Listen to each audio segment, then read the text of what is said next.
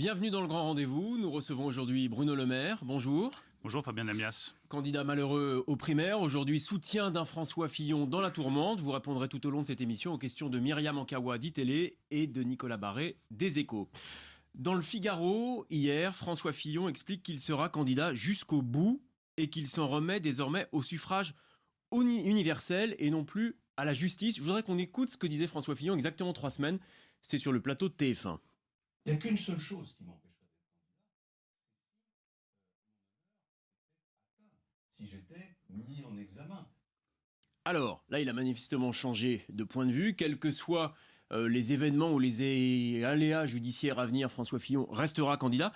Est-ce que vous pouvez nous expliquer, Bruno Le Maire, ce mystère? Qu'est-ce qui fait qu'en 3 semaines, un candidat qui a fait de la vérité sa marque de fabrique ait pu à ce point-là changer de position? Je ne suis pas là pour vous expliquer des mystères, je suis là pour vous faire part de mes convictions. Qui est-ce qui connaît ce dossier sur le fond? C'est le juge, bien entendu, la justice doit poursuivre son travail. Et puis c'est François Fillon lui-même. François Fillon, il a une responsabilité très lourde, c'est de faire gagner la droite républicaine et le centre à la prochaine élection présidentielle. Et moi, je fais confiance à François Fillon. S'il a décidé, en âme et conscience, d'aller jusqu'au bout dans cette campagne, de faire gagner la droite et le centre, c'est qu'il sait que dans tout ce qui lui est reproché, rien ne justifie qu'il soit mis en examen. Je fais confiance à François Fillon. Mais si vous lui faites confiance, Bruno Le Maire, comment les Français, eux, peuvent avoir confiance quand on revient sur un tel engagement dans cette période si compliquée pour lui? Et c'est les Français qui décideront. C'est bien ce que dit François Fillon, c'est les Français qui décideront. C'est eux qui jugeront si oui ou non François Fillon est le bon candidat pour gagner cette présidentielle et conduire le pays dans les 5 années qui viennent. Mais le choix que j'ai fait au lendemain du premier tour de la primaire, il était très clair. J'ai considéré que François Fillon avait le seul projet qui permettait de redresser le pays. Et donc, je l'ai soutenu. Il y a eu ensuite cette affaire de présumé emploi fictif. Est-ce que ces comportements sont des comportements qui sont encore adaptés? Je ne crois pas. Je pense que c'est des comportements qui sont dépassés. Est-ce que les sommes qui sont en jeu sont des sommes qui choquent? Oui, ce sont des sommes qui choquent. Et nous sommes tous, vous avez ici des députés, des sénateurs, des élus locaux qui sont sur le terrain. Nous entendons les Français. Nous savons parfaitement que ces sommes peuvent choquer, que ces comportements sont dépassés, qu'il faut passer à autre chose, que le système politique doit évoluer. C'est ce que j'ai défendu pendant toute la campagne de la primaire et je n'ai pas changé d'avis sur le sujet. Le système politique français doit changer. Mais maintenant l'enjeu, Fabien votre propre épouse avait été votre assistante parlementaire et que les sommes évoquées étaient loin de celles qui sont au cœur du sujet aujourd'hui. Quand vous dites que ces sommes choquent, tout de suite dit que elles vous choquent vous aussi personnellement? J'ai tout de suite dit oui, elles me choquent. Comme elles choquent tous les Français. Enfin, ne nous cachons pas derrière notre crayon. Ces pratiques politiques sont dépassées. Le système politique français doit changer. Il doit faire preuve de transparence. Il doit rendre des comptes. Pour l'emploi des conjoints et des enfants, moi, je ne souhaite pas qu'on interdise à un député ou un sénateur de travailler avec sa femme.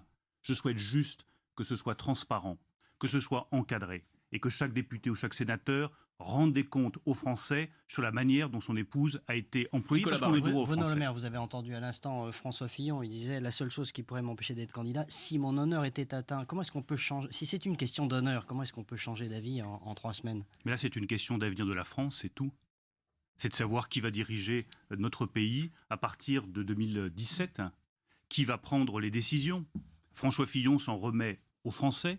Et moi, je fais confiance à François Fillon. Je le redis, François Fillon est le seul à connaître le fond de ce dossier avec le juge.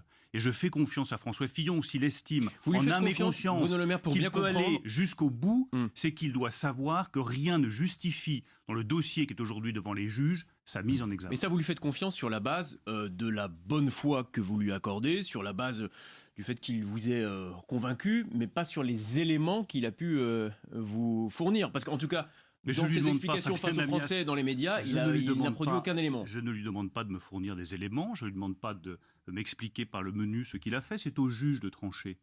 C'est au juge de trancher, c'est au juge de prendre ses décisions. Nous sommes des responsables politiques.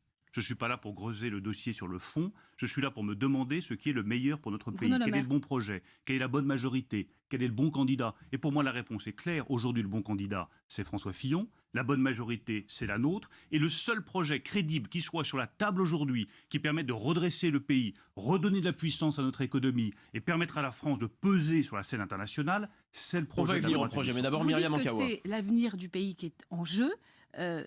Sur cela, tout le monde est d'accord, mais au sein de votre famille politique, vous avez un Henri Guénaud qui parle de folie pour la droite. Il dit c'est l'assurance que le rendez-vous présidentiel sera manqué. C'est un député Les Républicains qui s'exprime là. Vous avez toujours dans une majorité des voix singulières.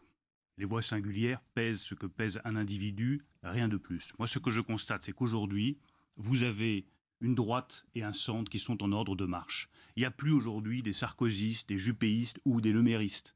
Il y a des femmes, des hommes qui sont engagés et qui sont en train de prendre conscience de la gravité de ce qui se joue aujourd'hui en France. Est-ce que la droite veut gagner ou est-ce qu'elle veut perdre? Si elle change de candidat, elle perdra. Si elle ne se donne pas les moyens de gagner, le Front National peut prendre le pouvoir ou un Benoît Hamon avec des solutions de gauche radicales qui mettront la France droit dans le mur. Qu'est-ce que nous voulons? Que la France aille droit dans le mur ou qu'elle se redresse? Moi, mon choix est fait et il ne changera pas. Bruno Le Maire, la campagne de François Fillon met en cause la légitimité du parquet financier pour s'occuper de cette affaire d'emploi fictif. Est-ce que vous avez des éléments factuels qui vous permettraient de douter de l'indépendance des magistrats? Je ne suis pas magistrat, je ne suis pas juge, je ne suis pas journaliste non plus. Je suis député de la première circonscription de l'Eure, engagé dans une campagne présidentielle.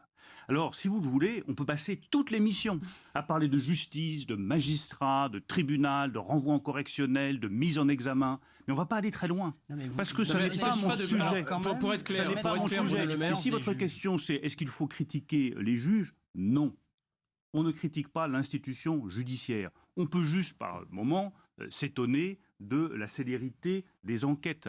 Si à chaque fois qu'il y avait un délit qui était commis en France, le juge pouvait être saisi aussi rapidement, la procédure allait aussi rapidement qu'elle est allée pour François Fillon, ce serait absolument formidable, parce que là, la célérité est extraordinaire. Donc finalement, À peine- vous devez vous féliciter du travail de la justice dans cette Ah, mais affaire. je C'est une suis- excellente nouvelle je pour la démocratie, suis- Bruno Le Maire, si Je je vous écoute. suis impressionné par Mhm. la rapidité de la justice sur cette affaire-là, qui n'est pas d'usage aujourd'hui en France. Je constate simplement qu'il suffit d'un article de presse pour que le lendemain, le parquet national financier soit saisi, pour que quelques jours après, il y ait une procédure d'enquête, pour qu'il y ait une perquisition à l'Assemblée nationale. Enfin, c'est Bah, stupéfiant. donc vous Moi, je souhaite semblez juste Nicolas sous-entendre Barré. quand même qu'ils ne Je sont pas souhaite juste totalement Nicolas indépendants Barré. dans cette affaire. Je C'est quand même souhaite grave. juste que pour toutes les autres affaires, pour tous les autres délits, pour tous les autres problèmes de sécurité qu'il y a en France, Mhm. la justice puisse passer aussi rapidement. Cela fait aussi plusieurs fois que François Fillon accuse la gauche et le gouvernement d'être derrière cette affaire. Alors est-ce qu'il n'est pas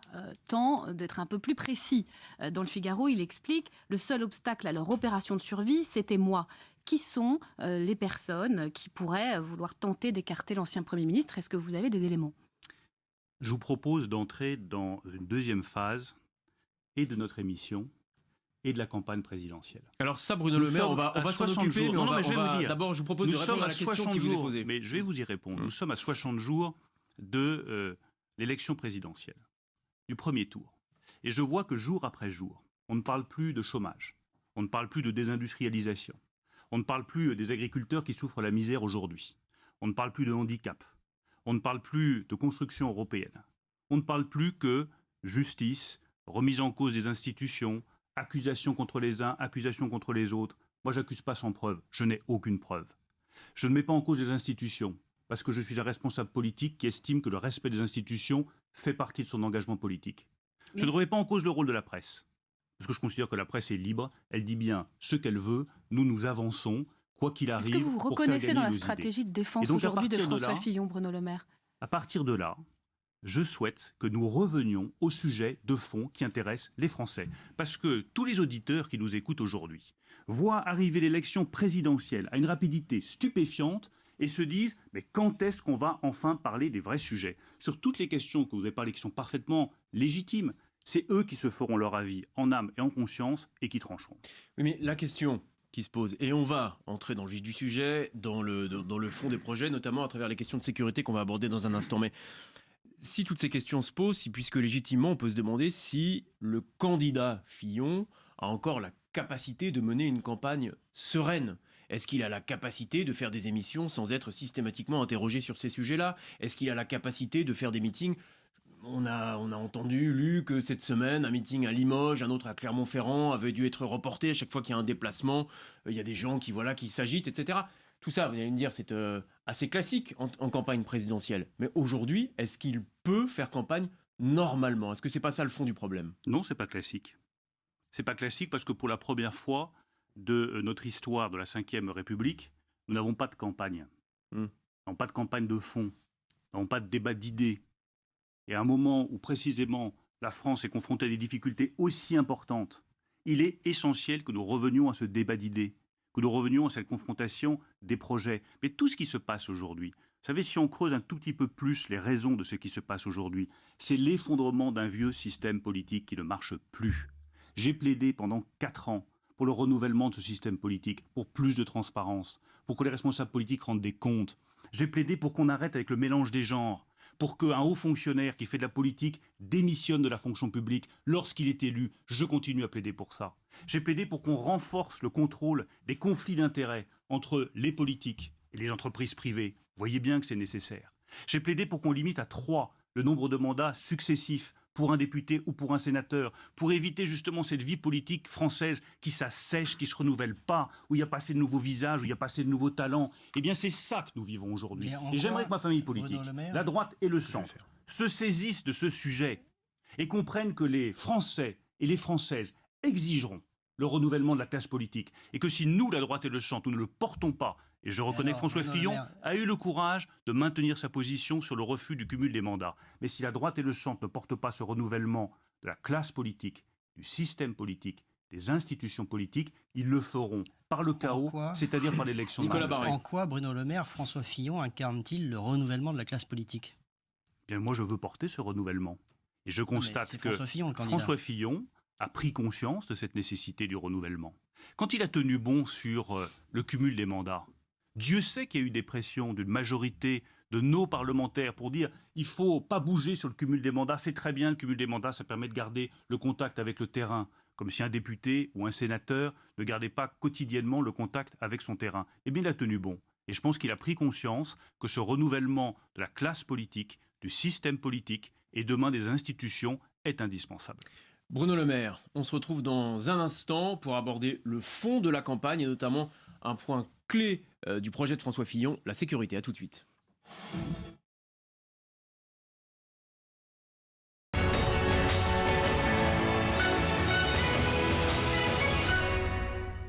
Peur de passer à côté des meilleures offres de voyage? Avec Kayak, trouvez le vol, l'hôtel ou la voiture de location qu'il vous faut parmi des centaines de sites. Rendez-vous sur kayak.fr. Ok, merci Chloé. Chloé, c'est ta petite amie? Mais non, c'est la directrice de mon crédit mutuel. Oh bah depuis quand vous souriez après l'appel d'une banquière, qui plus est, directrice. Le crédit mutuel, c'est une banque différente. Différente, hein. Je fais partie des gens qui ont été élus pour représenter les clients. On échange régulièrement avec le directeur ou la directrice et on avance main dans la main, banquier, client sociétaire. Main dans la main. Papa. Crédit Mutuel, une banque qui appartient à ses clients, ça change tout. Le Crédit Mutuel souhaite de bonnes assemblées générales à ses 7,7 millions de clients sociétaires. Hold your breath. Make a wish. Count to 3. Come with me and you'll be in a world of pure imagination. What we'll see will defy explanation.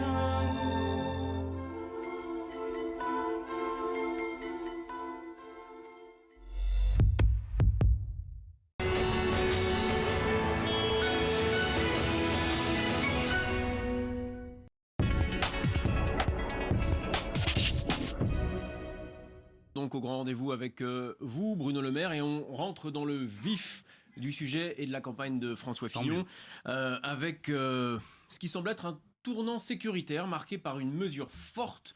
Le candidat Fillon a proposé cette semaine l'abaissement de la majorité pénale à 16 ans. Alors, Nicolas Sarkozy l'avait promis, il y avait renoncé. François Fillon le promet. Il va donc y renoncer ? Non, moi je souhaite qu'il le fasse. Je pense que c'est une bonne idée. Et je pense surtout que c'est un des moyens qui permettront de rétablir ce dont les Français ont le plus besoin aujourd'hui, c'est-à-dire l'autorité, le respect de la règle, le respect de la vie en société. Les événements de Bobigny ont montré à quel point nous avions besoin, une fois encore, de rétablir la sécurité dans notre pays, à quel point l'autorité pouvait être bafouée. Et je pense que ça fait partie des solutions, ce n'est pas la seule, qui permettront de renforcer l'autorité et donc la sécurité pour tous les Français. Il y a François d'autres Fillon moyens qui peuvent être employés. avait toujours été contre l'abaissement de la majorité pénale à 16 ans parce que ça ouvre la porte à l'abaissement de la majorité civile à 16 ans, donc le droit de vote à 16 ans par exemple. Il a été très clair, il a dit complètement qu'il changé faisait la d'avis, pourquoi distinction entre la majorité pénale et la majorité civile, que l'un n'entraînait pas l'autre. Ce qui compte pour moi, c'est la sécurité des Français. Vous êtes d'accord? Ça Juste passe pour par quoi être clair sur ce point, on va Oui, revenir je sur la suis sécurité. d'accord avec cette Vous êtes d'accord mesure. pour vous? Il ne faut Je pas suis d'accord abaisser avec la cette majorité proposition. civile à 16 ans? Non, je C'est-à-dire pense qu'en pas que gros, ce on soit peut, une bonne aller, on peut idée. aller en prison à 16, mais pas avoir le droit de vote. Quoi, Je pour ne faire pense pas ça. que ce soit une bonne idée d'abaisser la majorité civile à 16 ans. En revanche, je pense que tout ce qui permettra de mieux lutter contre la délinquance des mineurs, de lutter contre la récidive, rétablir par exemple les peines planchées, tout ça va dans la bonne direction, parce que ça permet de renforcer la sécurité des Français. Le point clé là-dedans, plutôt qu'une mesure particulière, c'est quoi?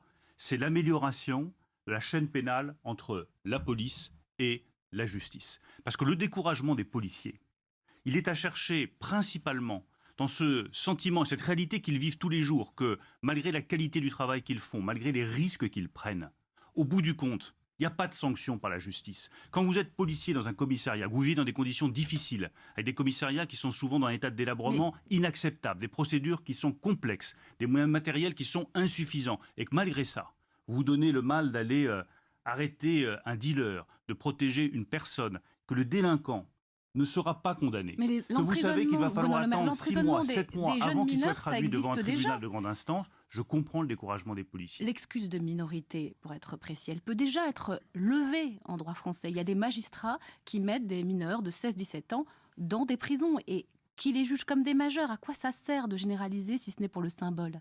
Ça n'est pas qu'un symbole. C'est une manière, comme vous le dites très bien, de généraliser, de s'assurer que ce sera systématiquement le cas, c'est-à-dire que s'il y a peine qui justifie une peine de prison, un délit qui justifie une peine de prison, la peine de prison sera effective. Et je crois que c'est la disparition définitive de l'excuse de minorité, pour que ce soit clair, ça disparaîtra du droit français. Ça permet de généraliser l'emprisonnement. Ça permet de généraliser l'emprisonnement lorsqu'il y a eu un délit qui justifie l'emprisonnement, même lorsqu'on est mineur. Et je crois que l'une des choses qui aujourd'hui révolte le plus les Français, c'est qu'ils voient bien que le délit peut être commis, la sanction ne tombe pas systématiquement. Il y a des peines de prison qui ne sont pas effectuées parce qu'il n'y a pas de places de prison suffisantes. Donc il faut construire des places de prison nécessaires. Il y a des personnes qui sont arrêtées et qui ne sont traduites devant la justice que 6, 7 ou 8 mois plus tard parce que les tribunaux de grande instance sont engorgés et parce que les procédures sont trop lourdes. Donc vous remerciez Nicolas Sarkozy d'avoir soufflé à François Fillon cette bonne idée, selon vous? Est-ce que c'est lui qui imprime les thèmes de la campagne désormais? Vous avez compris que c'est une campagne collective. Et je tiens à ce que cette campagne soit collective. Que chacun puisse apporter ses idées, son soutien à François Fillon. Il était temps, vous me direz, parce qu'elle n'a pas été très collective et au nous début. Permettre de gagner collectivement. Ouais. Il n'y a pas de place aujourd'hui pour les ambitions individuelles. Enfin, très honnêtement, quand on est à 27, 28, 30% dans les sondages, que la victoire paraît acquise et qu'il suffit d'un tout petit coup de pouce, on peut se permettre d'avoir des ambitions individuelles qui s'expriment ici ou là, des voix discordantes, où chacun essaie de se placer un petit peu en se disant la victoire va arriver. On n'en est pas là. Aujourd'hui, nous avons une Marine Le Pen qui est largement en tête. François Fillon qui doit garantir à la droite et au centre sa qualification au deuxième tour. Nous tous ici, dans cette salle, élus ou pas élus, qui sommes responsables de cette victoire-là. Eh bien, je souhaite qu'on fasse bloc. Ça veut dire, vous dites quoi? Vous dites qu'il y a le feu aujourd'hui, Bruno Le Maire? Là, c'était quand même un appel à la responsabilité de chacun. Je dis que cette élection est loin d'être gagnée, qu'elle sera difficile, et qu'il est essentiel pour la droite et le centre qu'il y ait la victoire au bout, et essentiel pour notre pays. Pourquoi?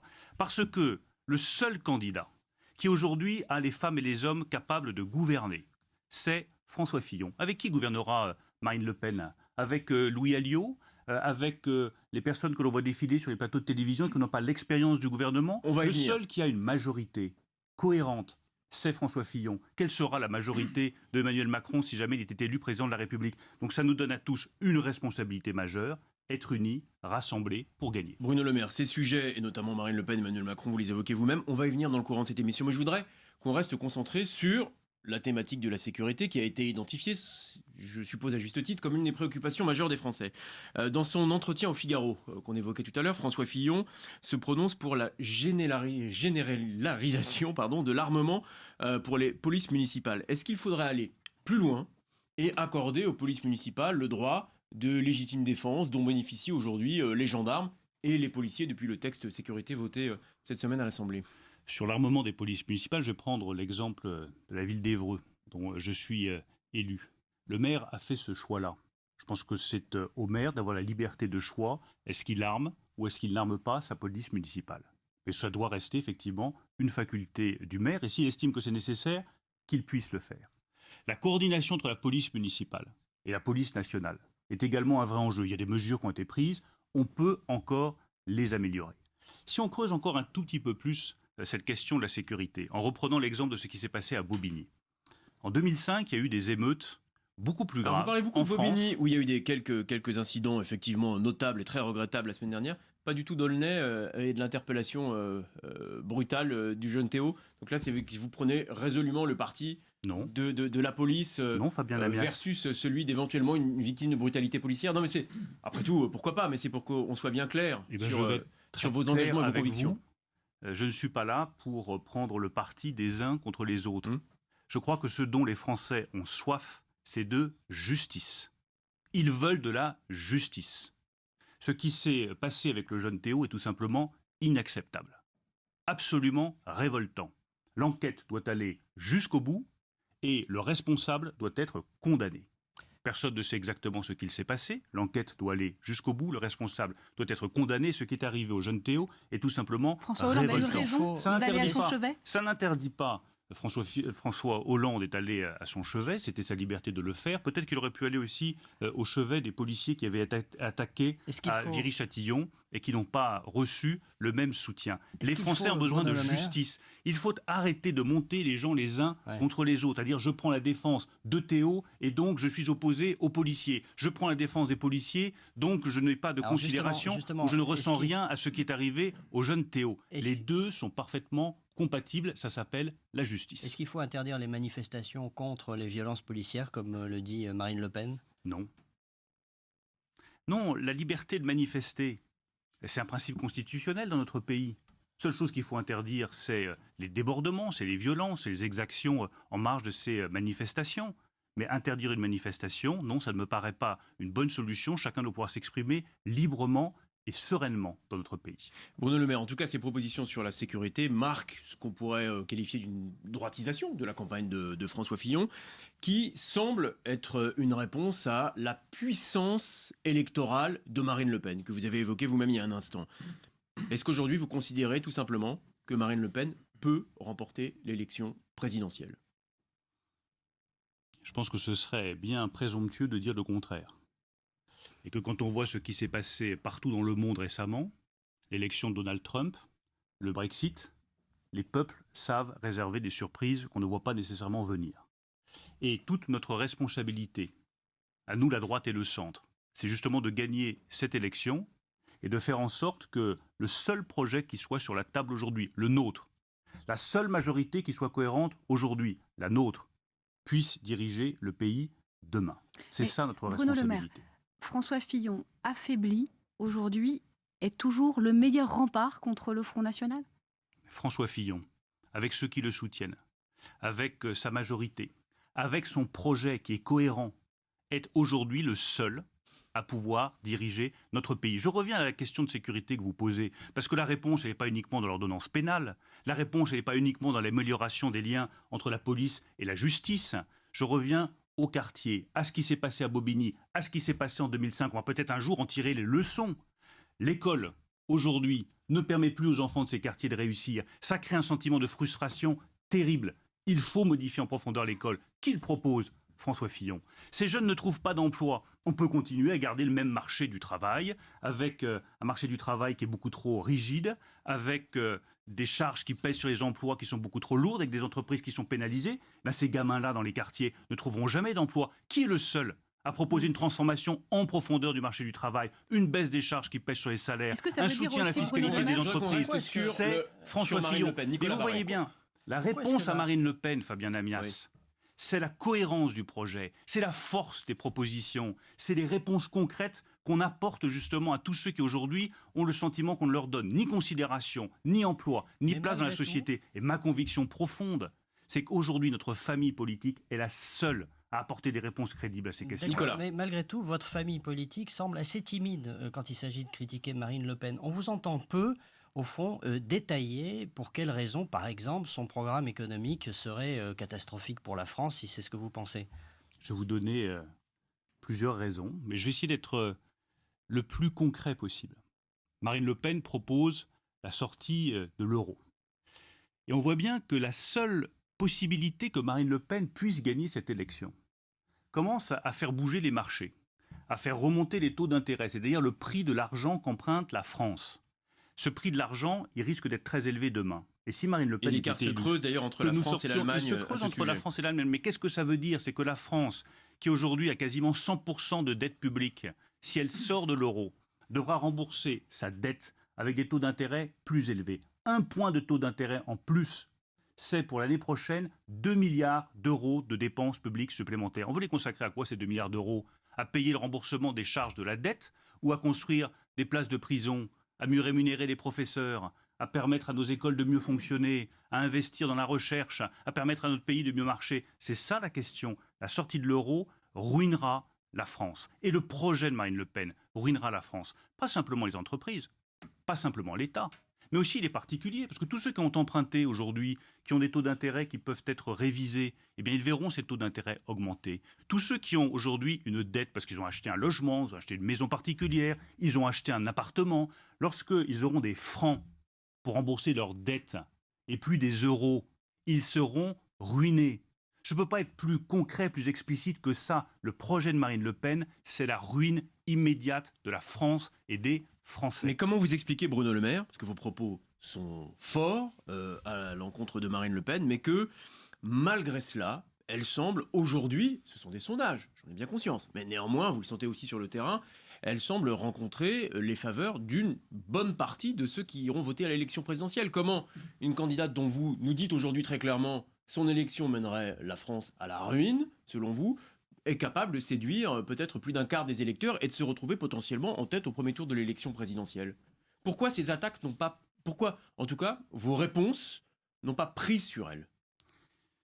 Parce que nous avons, nous aussi, je veux dire la droite et le centre, notre part de responsabilité. Nous n'avons pas su entendre suffisamment les Françaises et les Français.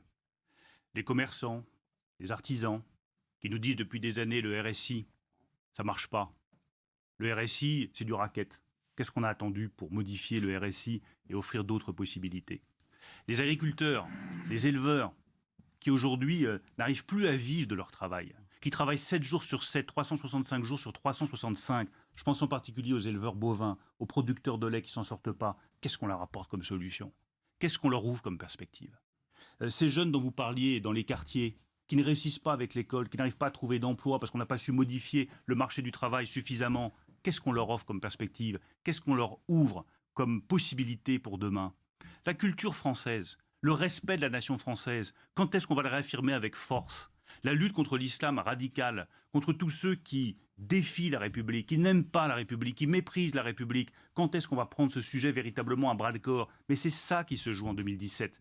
Reconnaissons avec de l'humilité, Fabien Amias, avec beaucoup d'humilité, que la droite et le centre a vraiment besoin de rénover sa manière de considérer la société française, qu'elle a besoin de reconnaître qu'elle n'est pas allée assez loin par le passé, et que si Marine Le Pen est aussi haute aujourd'hui, c'est que nous n'avons pas été suffisamment forts hier. Il faut être capable d'humilité, oui, il faut retrouver les Français. Ne pensons pas que c'est avec de l'arrogance que nous gagnerons cette élection dans quelques jours. Nous la gagnerons parce que nous aurons fait preuve de lucidité sur nos échecs, nos erreurs, nos renoncements. Nous la gagnerons parce que nous ferons preuve d'humilité auprès des Français et que nous reconnaîtrons que c'est souvent eux qui ont les solutions à leurs problèmes. Et nous la gagnerons si nous faisons corps et bloc. Myriam derrière Mankawa, François Fillon. encore une question sur ce sujet. Vous l'avez dit, Marine Le Pen, elle tend très clairement la main à vos électeurs. Elle tend la main aussi à un certain nombre de parlementaires. Elle a cité Henri Guénaud, Nicolas Dupont-Aignan. Est-ce que par un effet de réciprocité, certaines personnes qui pourraient travailler autour d'elle pourraient vous rejoindre dans le cadre d'une majorité présidentielle, ou c'est une ligne rouge que vous ne voulez pas franchir?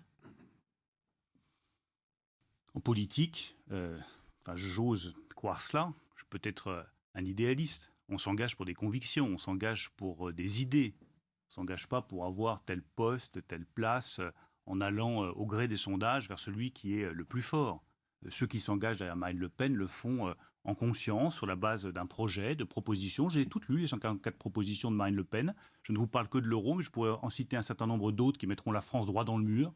On en a longuement parlé avec elle, elle était à votre place la semaine dernière. Donc la porte est le fermée, retour à ou la pas retraite à 60 ans, très franchement, il faut On l'a vraiment évoqué. ne rien voir à ce que devient la porte est société fermée française pour proposer le retour de l'âge Nicolas, légal de départ à la dernière retraite question. à 60 ans. Donc tous ceux qui sont engagés derrière Marine Le Pen, ils soutiennent la retraite à 60 ans, ils soutiennent Donc c'est non. le retour au franc, ils soutiennent la sortie de l'Union européenne. Mais qu'est-ce qu'ils viendraient faire chez nous? C'est le contraire de ce que nous défendons. Est-ce que vous pourriez nous dire le plus clairement possible ce matin, si François Fillon n'est pas qualifié au deuxième tour de la présidentielle, vous appelleriez, quel que soit le candidat face à Marine Le Pen, à faire barrage au Front National? Je me bats tous les jours, toutes les semaines, pour que François Fillon soit qualifié au second tour de l'élection présidentielle et pour qu'il gagne cette élection présidentielle. Non, mais ça, on a Moi, compris. oui, non, mais je vois bien, il y a c'est pas ma certains, question. et c'est peut-être votre question, je vois que certains vous répondent tout de suite en disant « Ah, ben, je prendrai position tout de suite contre Marine Le Pen ». Non, moi je prends position pour François Fillon, Est-ce que le pour qu'il nini, gagne. Bruno Et Le quand vous Maire, commencez est à toujours envisager... valable pour une élection présidentielle? Le nini qui a été la position des Mais Républicains. la question ne se posera pas parce que François Fillon sera qualifié et qu'il gagnera cette élection présidentielle. Bon, vous ne répondez pas à la question. Je vous y réponds très Alors, clairement. plaçons-nous quand même dans l'hypothèse que semblent aujourd'hui définir les enquêtes d'opinion. Celui qui semble aujourd'hui en passe d'affronter Marine Le Pen au second tour, c'est Emmanuel Macron. Est-ce que finalement il est en train de réussir la campagne que vous, dans l'ensemble à droite, vous auriez aimé mener? Emmanuel Macron a senti quelque chose dans la société française. Il ne faut pas le négliger. Il a senti que beaucoup de Françaises, de Français en avaient marre du vieux système politique, je vous l'ai dit tout à l'heure. C'était d'ailleurs votre axe de campagne pendant les primaires. Oui, mais je crois profondément il que a ça mieux existe. réussi à le camper que vous, mais voilà. Oui, peut-être parce qu'il n'était pas dans une primaire, justement. Peut-être. Que ça permet de mieux faire épanouir ces idées-là. Mais il a compris que les Français voulaient participer à la vie politique, voulaient pouvoir donner leurs idées, que lorsqu'il y a un projet de texte qui est examiné à l'Assemblée nationale, comme je l'avais proposé, et j'espère qu'on reprendra cette proposition dans le projet de François Fillon, si 500 000 Françaises et Français font une pétition sur Internet pour pouvoir modifier un texte législatif, mais regardons la proposition des Françaises et des Français et tenons-la en considération dans l'examen législatif. Il a saisi ça, ayons l'honnêteté de le reconnaître. Il n'en serait pas là où il est aujourd'hui s'il n'avait pas senti ce besoin de renouvellement de la société française. Donc. Il a du talent, vous le Bien sûr reconnaissez. qu'il a du talent. Bien sûr, et reconnaissons le talent aussi de nos adversaires. Est-ce que ça le rend pour autant apte à gouverner le pays? Je ne le crois pas du tout, parce que ce qui lui fait le plus défaut aujourd'hui, c'est un projet clair, cohérent, auquel il soit capable de se tenir. Parce que qui est le véritable Emmanuel Macron? Est-ce que c'est celui qui dit dans son livre Révolution, que j'ai lu, parce que je lis tous les ouvrages politiques de mes adversaires politiques, que ce soit celui de Marine Le Pen, que ce soit les propos de Benoît Hamon, ou que ce soit le livre Révolution d'Emmanuel Macron. Quel est le vrai Emmanuel Macron? Est-ce que c'est celui qui dit « je veux la dépénalisation du cannabis » dans le livre Révolution, ou celui qui dit au Figaro « il ne faut pas dépénaliser le cannabis » Est-ce que c'est celui qui dit quand il est au gouvernement « les 35 heures ont été un désastre pour le pays » ou celui qui dit « je ne reviendrai pas sur les 35 heures » Est-ce que c'est celui qui dit au Puy du Fou, devant M. De Villiers, « la vérité m'oblige à dire que je ne suis pas socialiste » et puis qu'aux 20h de TF1 vient vous dire « je suis de gauche ». Est-ce que c'est celui qui dit « ma République n'est pas multiculturelle » quand il s'adresse aux lecteurs du Figaro, mais qui dit sur France Inter « il n'y a pas de culture française, il y a une culture en France et elle est diverse ». Vous l'accusez de ne pas avoir de conviction ce matin. Emmanuel Macron, c'est l'homme sans projet, parce que c'est l'homme sans conviction. Et si demain il y a un projet, puisqu'on nous annonce un projet... Il est annoncé pour le 2 mars. Oui, mais il est déjà caduc son projet. Qu'est-ce que vous en savez puisqu'on ne le connaît pas? Parce que Fabien Amias, comme il dit tout et son contraire en fonction de l'auditeur qui est là en face de lui. Oui, mais ça, on l'a déjà vu, on parlait tout à l'heure du revirement de François Fillon sur sa situation judiciaire. C'est malheureusement une règle de la vie politique. Quel que soit le projet qu'Emmanuel Macron sortira, on sait que ce projet pourra être contredit dans la minute qui suit. C'est lui qui a dit également qu'il y avait des aspects positifs dans la colonisation et qui ensuite vous dit que la colonisation est un crime contre l'humanité. C'est une mauvaise campagne ou c'est vraiment une erreur historique? C'est une faute politique. À ce point? C'est une faute François politique. Fillon avait parlé lui-même d'abomination à la Réunion concernant l'esclavage, la colonisation. Sur des sujets aussi sensibles, on doit peser les mots que l'on emploie. C'est une faute politique contre la France et contre les Français. Emmanuel Macron a dit que la colonisation était un crime contre l'humanité. Mon grand-père était pied noir. Il est né en Algérie. Il est complice d'un crime contre l'humanité. Mon père a servi dans l'armée française en Algérie. Il a été complice d'un crime contre l'humanité. Salim Sak est présente ici. Son père était harki. Il est devenu ensuite officier dans l'armée française. Il était complice d'un crime contre l'humanité. Ça le disqualifie, selon vous, il a fait une propos faute. Et je crois que là aussi, je vous parlais d'humilité. Quand on a fait une faute politique aussi lourde, le plus simple, le plus sage, c'est de s'excuser devant les Français, devant ceux qu'on a blessés. Moi, j'invite Emmanuel Macron à s'excuser devant les Français et devant tous ceux qu'il a blessés. Parce que vouloir s'expliquer ensuite, en rajouter, en se défendre, ça ne fera que l'enfoncer davantage. Et je pense que ça n'est pas bon pour notre pays.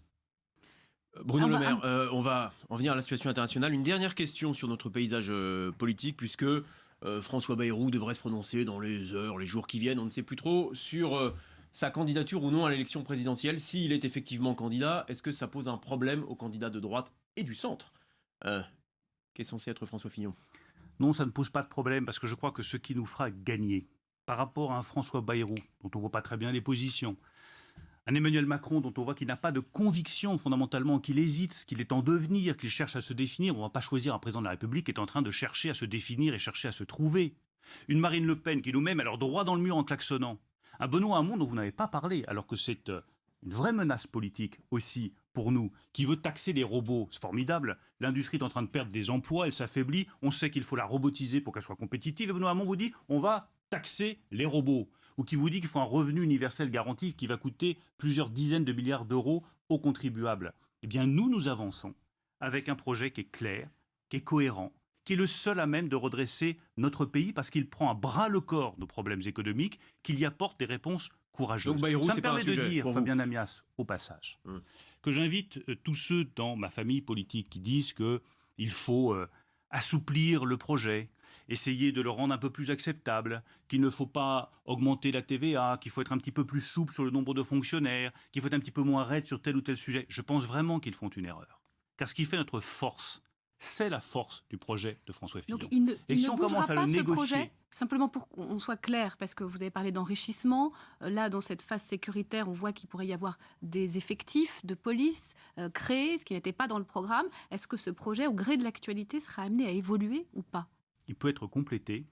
Sur quoi précisément? Je ne souhaite pas. Il peut être complété. Il y a des sujets dont on ne parle absolument pas qui sont essentiels. La culture.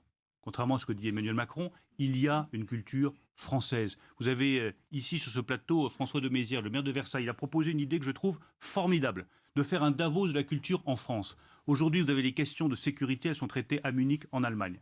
Les questions économiques, elles sont traitées à Davos ensuite. Eh bien, je souhaite que sur toutes les questions culturelles de ce qu'est l'avenir de la culture dans le monde, la place de la culture dans le monde, eh bien, la France puisse organiser effectivement, comme le propose François de Mézières, un Davos de la culture. Le handicap, l'autisme, pourquoi est-ce qu'on n'en parle pas?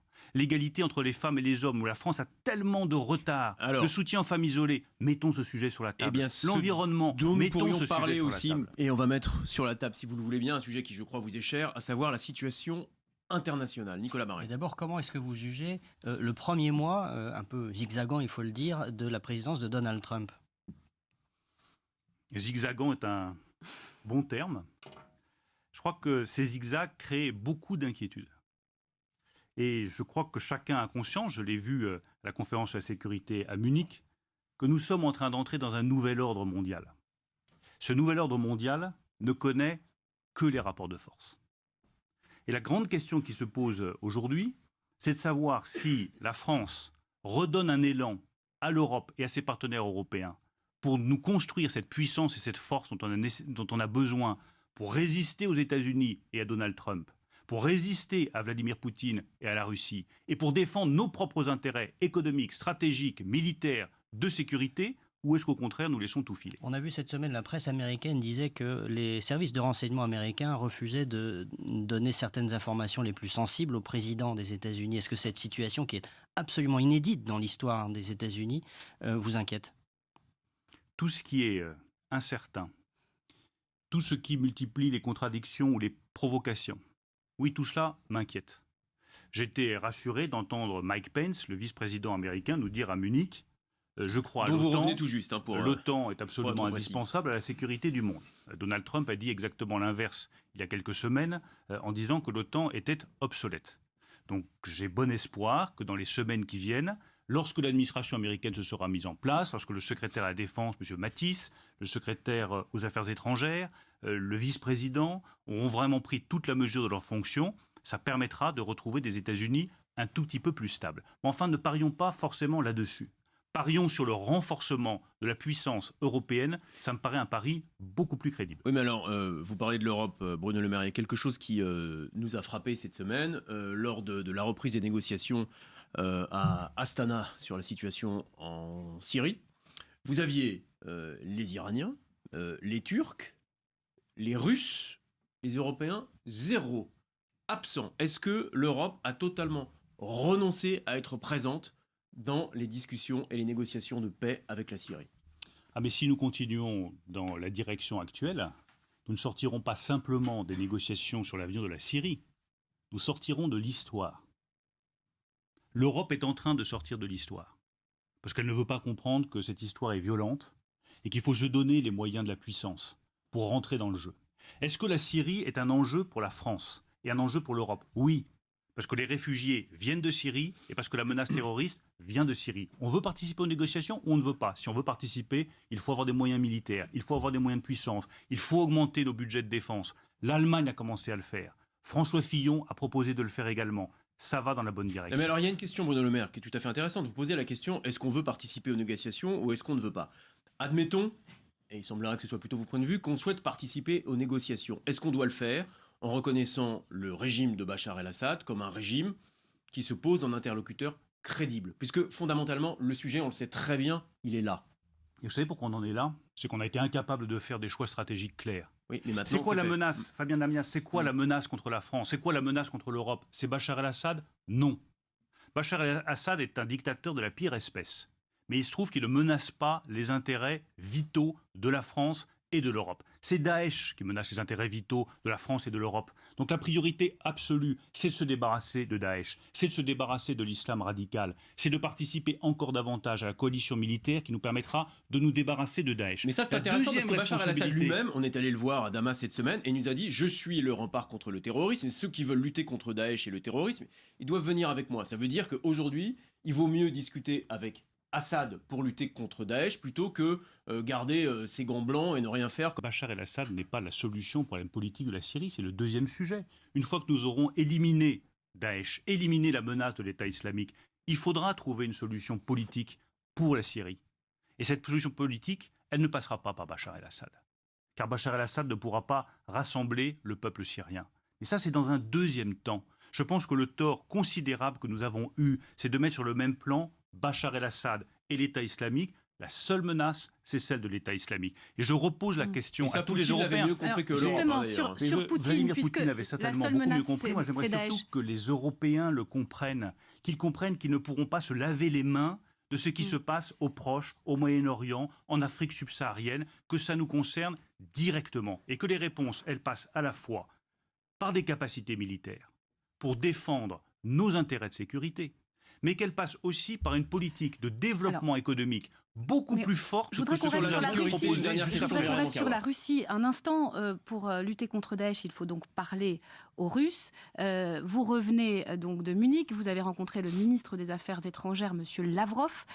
Vous lui dites quoi? Il faut dialoguer, on va lever les sanctions et en échange, on va pouvoir revenir à la table des négociations? Est-ce qu'on peut rester sous un régime de sanctions éternellement avec la Russie? Est-ce que c'est notre intérêt, nous Français? Est-ce que c'est l'intérêt des Européens? Non.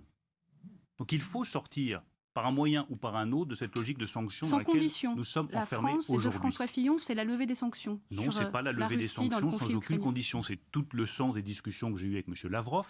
C'est le sens des discussions que je l'espère demain François Fillon, président de la République française, aura avec les autorités russes. C'est d'examiner ensemble les conditions qui nous permettent de lever les sanctions, de retrouver une relation commerciale, économique, mais aussi dans le domaine militaire qui soit plus constructive avec la Russie. Parce qu'à terme, notre intérêt est que Europe et Russie soient dans un même espace de sécurité pour défendre leurs intérêts stratégiques. Nicolas, c'est ça à terme qui me paraît le plus important. Est-ce que vous avez été victime de cyberattaques russes? Parce que visiblement la campagne d'Emmanuel Macron l'a été. Pas vous? Moi, je ne l'ai pas été. Est-ce que pour autant... J'ai surveillé votre téléphone, est-ce que c'est pour bon, tout va autant bien. nos portables sont sûrs?